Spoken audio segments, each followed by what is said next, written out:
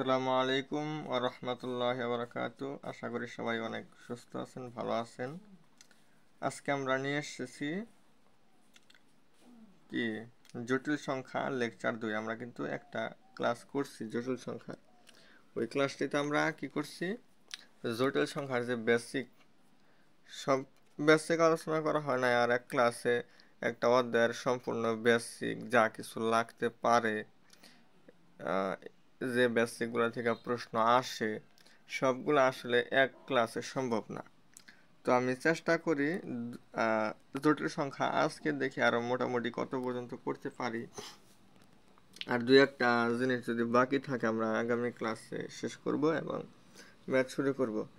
তো আগে একটা কথা বলে রাখি সবাইকে, সেটা হচ্ছে আমার এই ক্লাসগুলো নিয়মিত আপলোড করা হয়।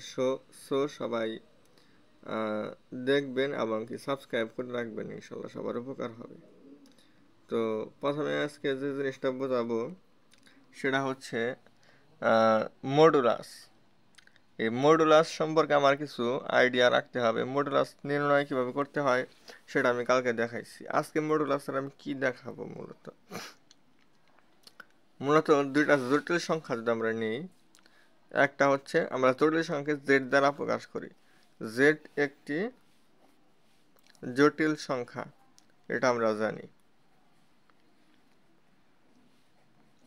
যেটাকে আমরা এক্স প্লাস আই ওয়াই দ্বারা প্রকাশ করি। এটা গত ভিডিওতে বলা হয়েছে। আর হ্যাঁ, সবার কিন্তু এই গত ক্লাসটা করে আসতে হবে, তারপরেই কেবল এই ক্লাসটা আর কি বোঝা যাবে।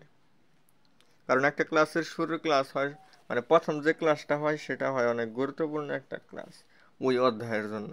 প্রথম ক্লাস না করলে সে পরবর্তী কোনো ক্লাস আসলে বুঝে উঠতে পারে না। যেমন 3 নাম্বার ক্লাস যদি কেউ করতে চায়, তার অবশ্যই আগে প্রথম ক্লাস এবং দ্বিতীয় ক্লাস করে আসতে হবে। এই কথাটা কিন্তু খুবই গুরুত্বপূর্ণ। তো দুইটা জটিল সংখ্যা, তাহলে আমরা Z1 আর Z2 ধরলে, Z1 আর Z2 তার মানে কি, Z1 আর Z2 তার মানে আমরা x1 প্লাস iy1 আর এক, মানে এটা Z1 এর সমান ধরতে পারি, আর Z2 সমান আমরা ধরতে পারি x2 প্লাস iy2, এরকম ধরতে পারি। হ্যাঁ, এরকম ধরা যায়। এই দুটা জটিল সংখ্যা যদি আমরা যোগ করি, যোগ করলে আমরা কিন্তু গত ভিডিওতে বলছি এটা, দুইটা জটিল সংখ্যা যোগ করলে আমরা একটা জটিল সংখ্যাই পাই। দুটা জটিল সংখ্যা যোগ করলে যে জিনিসটা পাওয়া যায় সেটা কি, একটা জটিল সংখ্যা। তবে হ্যাঁ, এখানে আর একটা কথা হচ্ছে, অনুবন্ধী আকারে থাকা যাবে না। কারণ বলছিলাম যদি অনুবন্ধী আকারে থাকে তাহলে থাকে না। তাহলে কি থাকে না, জটিল সংখ্যা থাকে না। তবে একটা জিনিস, মানে একটা বাস্তব সংখ্যা জটিল সংখ্যার রূপ দেওয়া যায়, ওইটা আবার একটু আলাদা। তবে বেশিরভাগ ক্ষেত্রে কিন্তু আমাদের অনুবন্ধী আকারে থাকবে না। সেক্ষেত্রে বা আমার প্রশ্নের মধ্যে যে ম্যাথগুলা দিয়া দেয়, বিশেষ করে সৃজনশীলের যেগুলা দেয় ওগুলো আসলে অনুবন্ধী আকারে থাকে না। তো অনুবন্ধী আকারে থাকে না এমন দুইটা জটিল সংখ্যা যদি আমার দেয়, এই দুইটা জটিল সংখ্যা আমার যোগ করলে যেহেতু অনুবন্ধী আকারে নাই, সুতরাং এদের যোগফল একটা জটিল সংখ্যা হবে। তাহলে এই দুইটা জটিল সংখ্যা যে আমরা যোগ করে পাইলাম, এদের যোগফল করলে একটা জটিল সংখ্যা পাওয়া যাবে। সেই জটিল সংখ্যাটা আমরা সাপোজ Z3 ধরলাম। Z3 হচ্ছে ধরলাম x3 প্লাস iy3, এরকম ধরলাম। কারণ কথা হচ্ছে এই দুইটা যোগ করে তো আমি এটা পাইছি, তাহলে এইটার যদি আমরা মডুলাস নির্ণয় করি, তাহলে কি হবে, এটা root over of x cube square plus y cube square, এটা মান আসবে, মানে একটা মান আসবে আর কি। তাহলে দুইটা জটিল সংখ্যার যোগফলের কি করছি, মডুলাস, তাদের আলাদা আলাদা মডুলাসের যোগফলের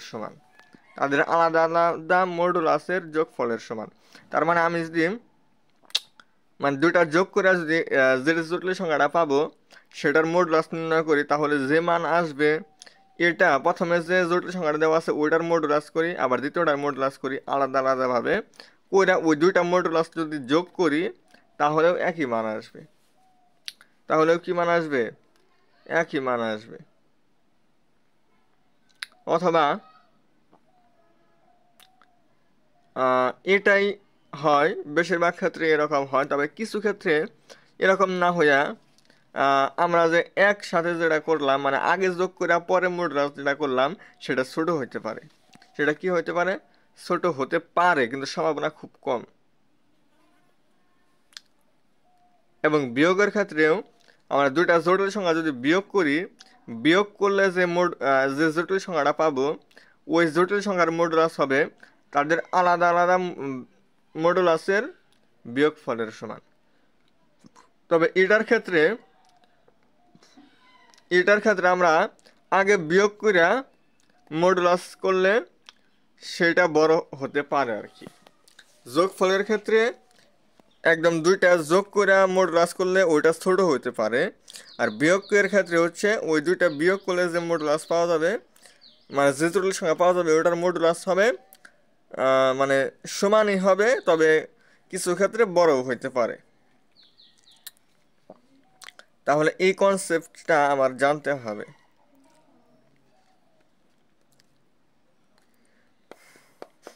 তাহলে যোগফলের ক্ষেত্রে তাদের আলাদা আলাদা যোগফলের মডুলাসের সমান, বিয়োগফলের ক্ষেত্রে তার দুটি সংখ্যার বিয়োগফলের মডুলাস তাদের আলাদা আলাদা মডুলাসের বিয়োগফলের সমান। এরকমভাবে দুইটা জটিল সংখ্যা যদি আমরা গুণ করি, দুইটি জটিল সংখ্যা যদি আমরা কি করি? গুণ করি,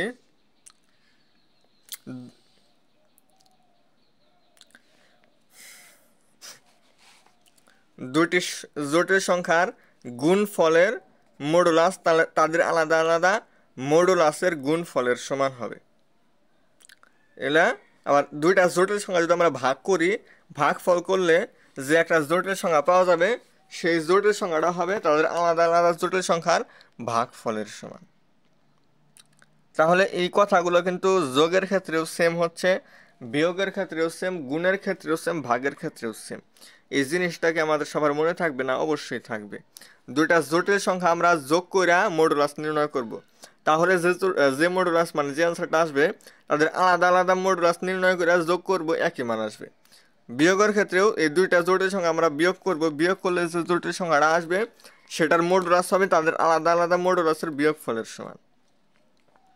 দুইটা জটিল সংখ্যার গুণ করলে যে জটিল সংখ্যাটা পাওয়া যাবে, সেই জটিল সংখ্যার মডুলাস হবে তাদের আলাদা আলাদা মডুলাসের গুণফলের সমান।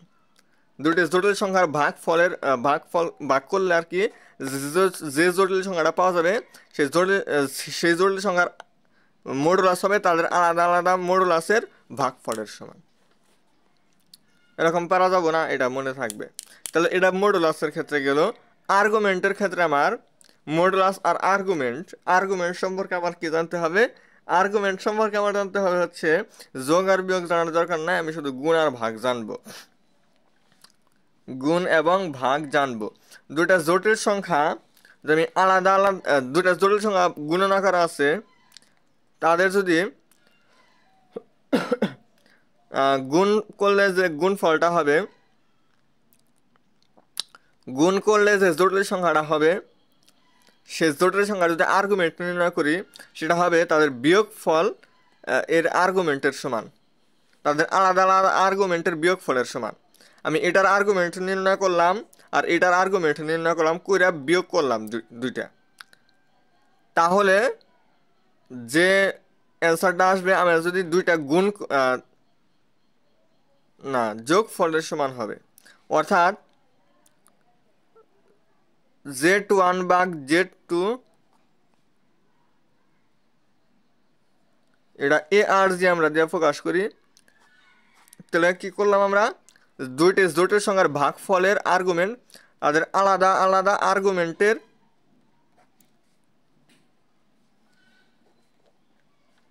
বিয়োগফলের সমান। আর গুণের ক্ষেত্রে হবে দুইটা জটিল সংখ্যার গুণফলের আর্গুমেন্ট তাদের আলাদা আলাদা আর্গুমেন্টের যোগফলের সমান। বিশেষ করে এই দুইটা সূত্র আমাদের খুবই ইম্পর্টেন্ট, এটা আমাদের সবসময় মনে রাখতে হবে।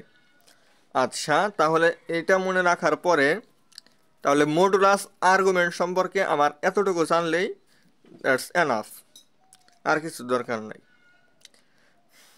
এরপর আমরা পড়ব আয়ের শক্তি।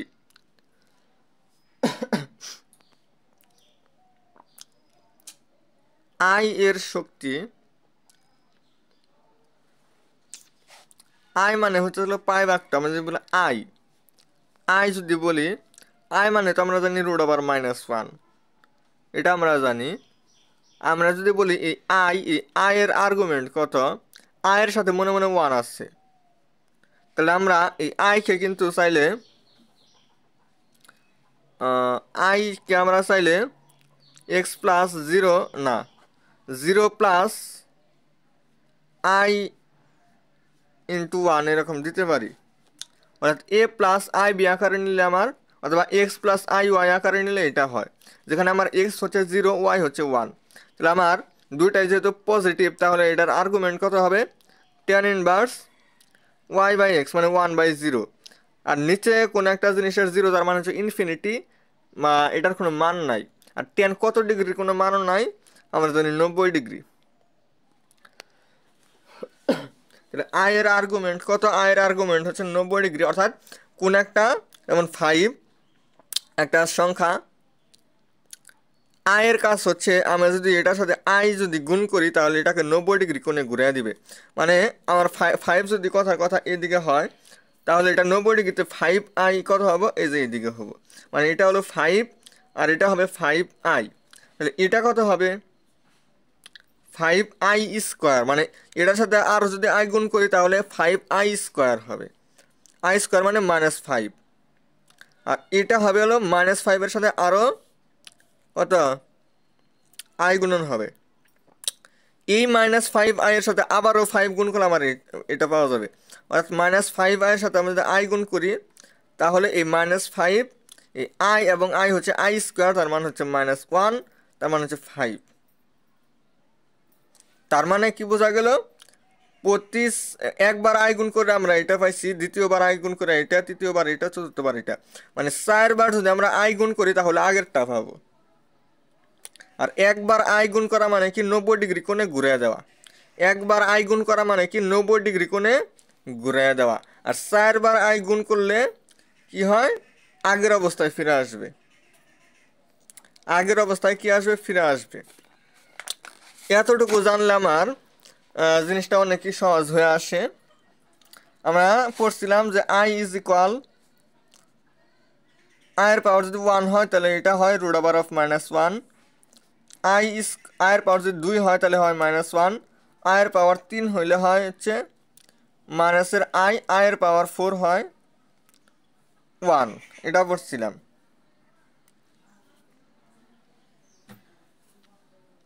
আচ্ছা, আমরা যদি এই 1 প্লাস মানে i+i² plus i³ plus i4 যদি করি, তাহলে আয়ের পাওয়ার 3 প্লাস আয়ের পাওয়ার 4 ইকুয়াল আমাদের কত আসে, আই মানে আমরা যদি আই রাখি, i² মানে -1, i³ মানে মাইনাসের i4 মানে 1। তাহলে আমরা দেখতে পাচ্ছি প্লাসের আই মাইনাসের আই কাটা, -1 প্লাসের 1 কাটা, তার মানে আমার 0 আসে।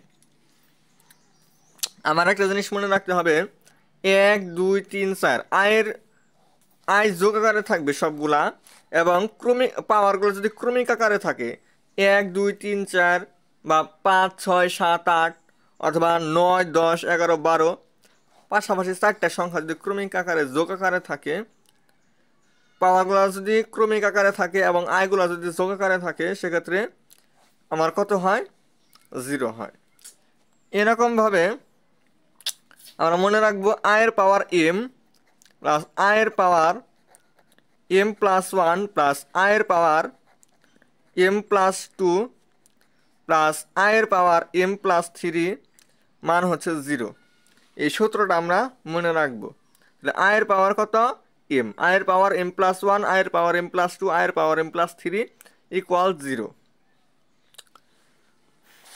তাহলে আমার কি হয়, আমরা আয়ের power i plus i square plus i cube plus dot dot dot dot dot dot আয়ের পাওয়ার 101, এটা কত হবে? মোট 101টা পদ আছে, 101টা পদ আছে, 101কে আমরা 4 দ্বারা ভাগ করলে ভাগশেষ পাই হচ্ছে, মানে আয়ের এই ধারাগুলা, আয়ের যে ধারা, এগুলা আয়ের ধারা বলা হয়। এই আয়ের ধারার যোগফল মানে মানগুলা কিভাবে নির্ণয় করতে হয় এগুলা একদম সোজা। আমাদের আগে দেখতে হবে যে এখানে কয়টা পদ আছে এটা নির্ণয় করতে হবে, এবং দেখতে হবে ক্রমিক আকারে আছে কিনা। 1 2 3 এরকম ডট মানে কি, প্রত্যেকটা ডিফারেন্স কিন্তু 1 কইরা।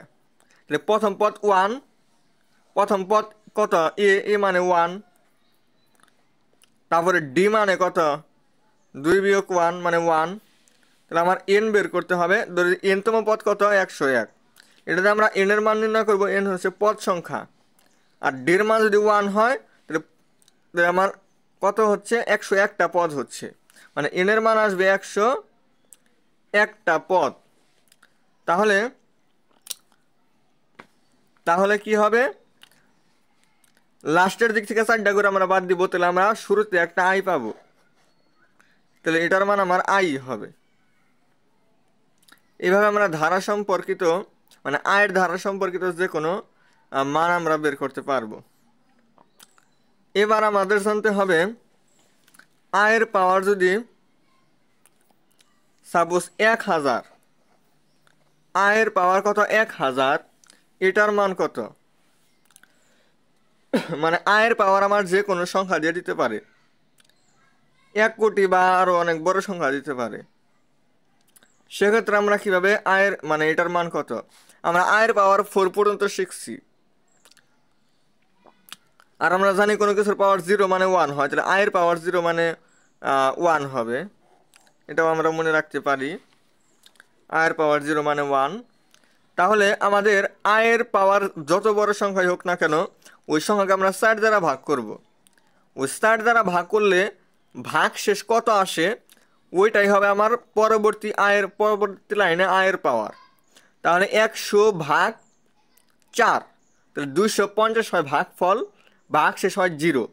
এর যে ওই ভাগ শেষটা পরবর্তী লাইনে আয়ের পাওয়ার হবে। তাহলে আমার কত আসে, 1।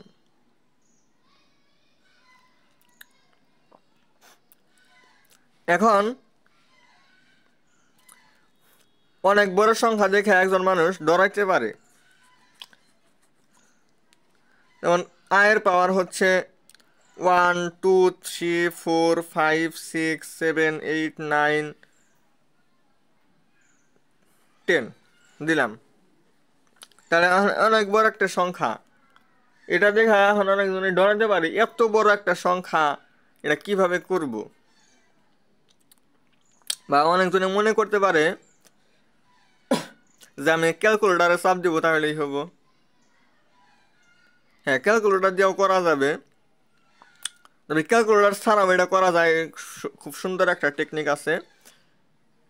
আমাদের এত বড় সঙ্গে 4 দ্বারা ভাগ করতে হবে না, আমরা লাস্ট 2 ডিজিটকে 4 দ্বারা ভাগ করবো, তো 10কে 4 দ্বারা ভাগ করলে ভাগশেষ হয় 2, এটাই হবে আমার আয়ের পাওয়ার। আই স্কোয়ার মানে কত, -1, তার মানে আয়ের পাওয়ার 1 2 3 4 5 6 7 8 9 10, এত বড় একটা সংখ্যা, এটার মান কত, -1। এইভাবে আমরা ক্যালকুলেটর ছাড়াই মাত্র 1 মিনিটও না 10 সেকেন্ডের মধ্যে করে ফেলতে পারবো ক্যালকুলেটর ছাড়াই। তো এই ছিল আমার আয়ের পাওয়ার সংক্রান্ত, আয়ের ধারা, আয় সম্পর্কে।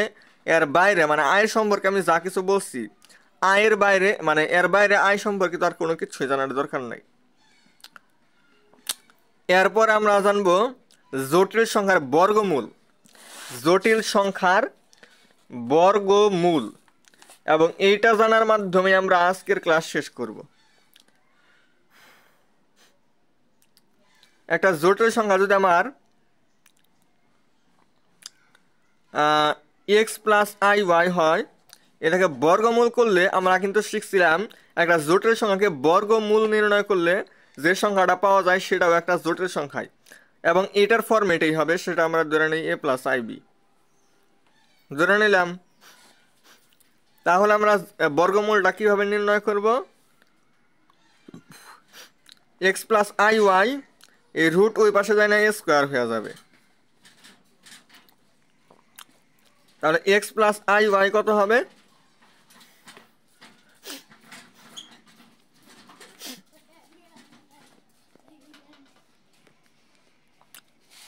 এখানে a square plus 2a b plus b square, তাহলে এ স্কোয়ার এনে i square b square, i square মানে -1, তার মানে মাইনাসের b square plus i into 2ab, এটা হয় আমার এক্স প্লাস আই ওয়াইয়ের সমান। এবং আমি বলছিলাম দুটা জটিল সংখ্যা যদি সমান হয় তাহলে তাদের বাস্তব অংশের সমান। লিখতে পারি যে সুতরাং এক্স হচ্ছে এ স্কোয়ার মাইনাস বি স্কোয়ারের সমান, ওয়াই হচ্ছে 2ab-র সমান। ওয়াই হচ্ছে কি 2ab-র সমান। তো এইটা কইরা তারপর আমরা কি করতে পারি,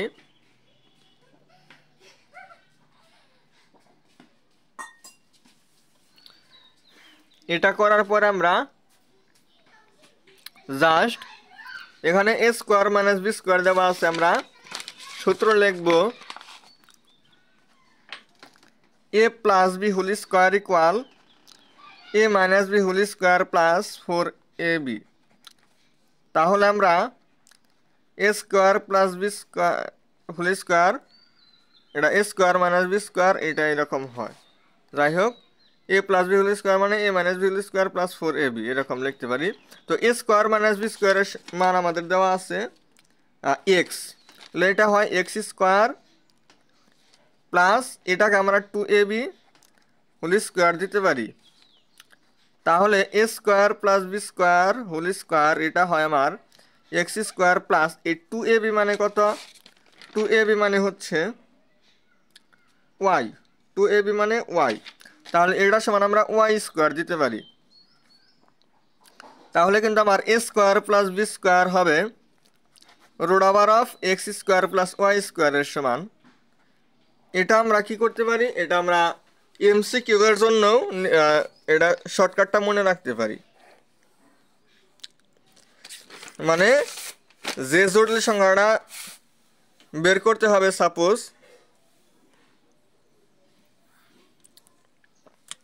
ওই জটিল সংখ্যা এক্স এবং ওয়াই, যেটা জটিল সংখ্যাটা দেওয়া থাকবে ওটার বর্গমূল নির্ণয় করতে বলবে, সেটা বর্গমূল আমরা এ প্লাস আই বি আকারে ধরে নিয়ে এ স্কোয়ার মাইনাস বি স্কোয়ার হবে যে জটিল সংখ্যাটা দেওয়া থাকবে ওইটার কিসের সমান, ওইটার বাস্তব অংশের সমান, আর ওইটার মডুলাস আর কি, যে জটিল সংখ্যাটা দেওয়া থাকবে ওইটার মডুলাস হবে এ স্কোয়ার প্লাস বি স্কোয়ারের সমান। তাহলে মডুলাস হবে এ স্কোয়ার প্লাস বি স্কোয়ারের সমান, আর বাস্তব অংশ হবে এ স্কোয়ার মাইনাস বি স্কোয়ারের সমান। বাস্তব অংশ হবে এক্স স্কোয়ার না এ স্কোয়ার মাইনাস এ স্কোয়ার প্লাস বি স্কোয়ারের সমান। এরকম আমরা মনে রাখবো যে মডুলাস, যে জটিল সংখ্যাটা আমার দেওয়া থাকবে, যে জটিল সংখ্যাটা আমার দেওয়া থাকবে সেটা হবে কার সমান, সেটা হবে আমার a square plus b square, সেটার মডুলাস হবে এ স্কোয়ার প্লাস বি স্কোয়ারের সমান, আর বাস্তব অংশ হবে এ স্কোয়ার মাইনাস বি স্কোয়ারের সমান। এটা করার পর আমরা এই যে a square plus b square equal root over x square plus y square a square minus b square equal কত এক্স। এবার এই দুইটা আমরা যোগ করব, তাহলে 2 স্কোয়ার হবে root over of x square plus y square plus x, তাহলে এ স্কোয়ার হবে আমার root over of x square plus y square plus x divided by 2, তাহলে আমার এ হবে root over of x square plus y square plus x divided by 2, এটা হচ্ছে আমার এর মান।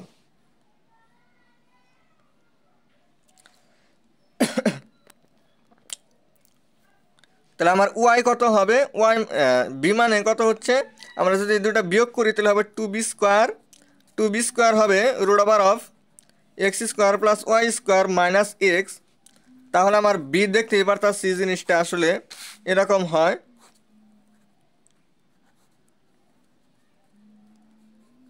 এটা হয় আমার ওয়াই, এটা হয় আমার এক্স, না এটা এ এটা বি। এখন এখন আমার লাস্ট যে জিনিসটা সেটা হচ্ছে আমার জটিল সংখ্যাটা দেওয়া ছিল এক্স প্লাস আই ওয়াই, এটার মডুলাস না এটার বর্গমূল। এই জটিল সংখ্যাটা দেওয়া ছিল এটার বর্গমূল আমরা কত ধরছিলাম, এ প্লাস আই বি, এটা আমরা ধরে নিচ্ছিলাম আই বি, যেখানে আমার এর মান কত, এর মান পাইছি আমরা এই যে এতটুকু, √অফ x² প্লাস y² এটার রুট, পরে প্লাস এক্স ডিভাইডেড বাই 2 প্লাস আই √,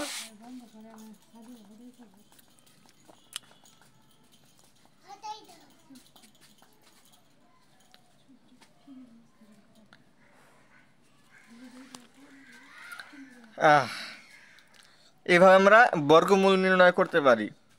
আর এটা আমরা প্রতিপাদন করলাম, এটা হচ্ছে আমরা কার জন্য মনে রাখতে পারবো, এটা হচ্ছে আমরা এমসিকিউ এর জন্য মনে রাখতে পারবো, কারণ এমসিকিউতে কিন্তু আমাদের দিয়ে দেয়, এমসিকিউতে আমাদের কি করে, এমসিকিউতে একটা জটিল সংখ্যা দিয়ে দেয়, বলে এটার বর্গমূল কত। তখন আমার এই সম্পূর্ণ ক্যালকুলেশন করে এটা বের করা সম্ভব না। আমরা শুধু মনে রাখবো একটা জটিল সংখ্যা যদি এক্স প্লাস আই ওয়াই হয়, একটা জটিল সংখ্যা যদি কি হয় আমার এক্স প্লাস আই ওয়াই, তাহলে সেটার বর্গমূল হবে আমার এই যে এই সূত্র। এটা দিয়ে আমরা কি করতে পারি, বর্গমূল নির্ণয় করতে পারি। আর কিভাবে আসলে মূল নিয়মটা কি, এই মূল নিয়মটা কিন্তু আমার রিটেনের জন্য শিখতে হবে। প্রথমে এটা সমানে প্লাস আই বি আকারে ধরে নিব, পরে রুট এই পাশে চলে যাবে, এই পাশে প্লাস বি হোল স্কয়ার সূত্র, পরে যা যা করছি বাস্তবাংশ সমান কাল্পনিক অংশ, মানে এটা হচ্ছে আমার মূল নিয়ম। এটা নিয়মে আমার রিটেনে করতে হবে। এই নিয়ম দিয়ে আমার কোথায় করতে হবে, রিটেনে, মানে সৃজনশীলের আমার খ নাম্বারে আসতে পারে, ক নাম্বারে আসতে পারে, খ নাম্বারে আসতে পারে, যে একটা জটিল সংখ্যা দিলাম যে এটার বর্গমূল কত, যেমন এই যেগুলো পরীক্ষায় আসছে অলরেডি, এই যে এখানে বেশ কিছু আসছে, এই যে এখানে আসছে -7 + 24i, তাহলে এখানে ক নাম্বারের ক্ষেত্রে আমার এক্স কত, এক্স হচ্ছে -7, ওয়াই কত 24। তাহলে আমরা যদি এমসিকিউতে আসলে যে এক্স এর মান ওয়াই এর মান এটার মধ্যে বসিয়ে দিব, তাড়াতাড়ি আমার অ্যান্সারটা আইসা পড়বে। আর এটা কিন্তু আমার ক্যালকুলেটর দিয়ে করা যাবে না। সাধারণত আমরা যে সায়েন্টিফিক ক্যালকুলেটর দিয়ে ব্যবহার করি, হয়তো ইএস বা এরকম কোনো ক্যালকুলেটর থাকতে পারে যেগুলো দিয়ে করা যাবে, কিন্তু ম্যাক্সিমাম ক্যালকুলেটর দিয়ে কিন্তু করা যায়। আর সেক্ষেত্রে আমরা একটা জায়গায় রাফ করে অতি সহজেই বের করে নিয়ে আসতে পারবো। তো এইভাবে, আর মূল নিয়মটা আমার এটা, এই নিয়মে আমরা যে কোনো জটিল সংখ্যার বর্গমূল, মানে যে কোনো জটিল সংখ্যা হলে আমরা এই একটা নিয়মই ফলো করব। আরও বর্গমূল নির্ণয় করার আরও বেশ কিছু নিয়ম আছে, তবে ওইগুলো আমরা দেখব না। আমরা এই নিয়মটা মনে রাখবো এবং এইটাই সব থেকে বেস্ট।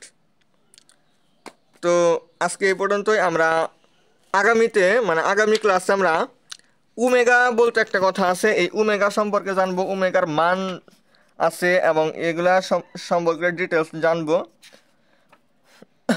এবং ঘনমূল সম্পর্কে জানবো, এবং ওমেগা যেমন আই সম্পর্কে যত বিস্তারিত জানছি ওরকম ওমেগা সম্পর্কিত অনেক ডিটেলস আছে। ওইগুলো জানার মাধ্যমেই আমরা কি করতে পারবো, জটিল সংখ্যার যত বেসিক আছে বেসিক জিনিসগুলো আমরা কভার করতে পারবো। তো তারপরেই আমরা সরাসরি চলে যাব সরাসরি যে প্রশ্নগুলো পরীক্ষায় আসে, যেমন এই যে এই ম্যাথটা, এই যে আমি ধরছি 4 নাম্বার ম্যাথ, এটা কতবার আসছে বোর্ড পরীক্ষায়, Dhaka board 11, Jessore board, Barisal board 12, Dinajpur board, Sylhet board, Comilla board 13, Jessore board, Chittagong board 14, Sylhet board, Rajshahi board 16। তো এরকম আরো যত যত ইম্পর্টেন্ট ম্যাথ আছে যে এখানে, সব ম্যাথ আমরা আস্তে আস্তে করব। তো আজকে এই পর্যন্তই। আসসালামু আলাইকুম রহমতুল্লাহ বরকাত।